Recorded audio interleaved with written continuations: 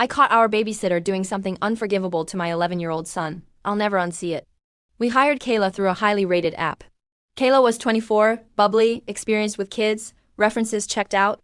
My husband and I work irregular hours and needed someone to cover evenings. For the first couple of weeks, everything seemed fine. My son Mason is 11, smart, introverted, loves gaming and drawing weird little monsters. He didn't say much about Kayla, just that she's chill and lets him stay up later, honestly. That already bothered me a bit. Then came the incident with the iPad. I noticed Mason's screen time report spiked, like doubled overnight.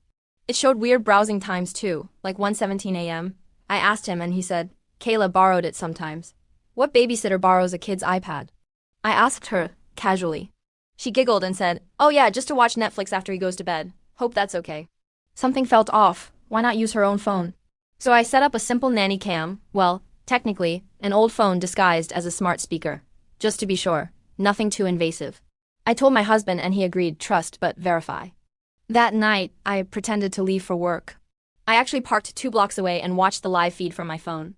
Kayla came in, barely acknowledged Mason, then immediately went to our liquor cabinet. She poured herself something brown. Neat.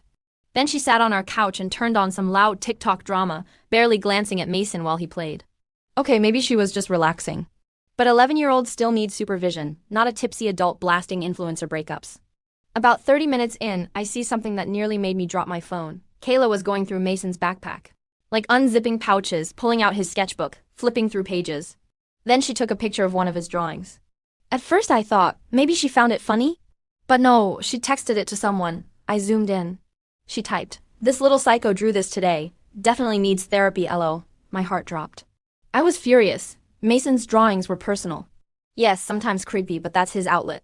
He's had a rough year of changing schools due to our work schedules, and those sketches are how he processes emotions. But it didn't end there. About 15 minutes later, she went into his room and locked him out of his own room. Told him to go watch TV and not bother her, while she FaceTimed someone from his room. She was sprawled on his bed, whispering to some guy on video chat, and it got intimate, like the touching yourself kinda intimate, while I hear vibrations in the background. I won't even say everything I heard, but let's just say she wasn't exactly discussing babysitting rates. In my son's room, while babysitting. While tipsy. I immediately got in the car and headed back. Texted her, be there in 10. Anything I should grab for you? She didn't respond. When I walked in, Mason looked surprised. Hey, Mom. Kayla said she was tired and went to lie down. Lie down? Yeah, on my son's Minecraft creeper blanket. I walked into Mason's room.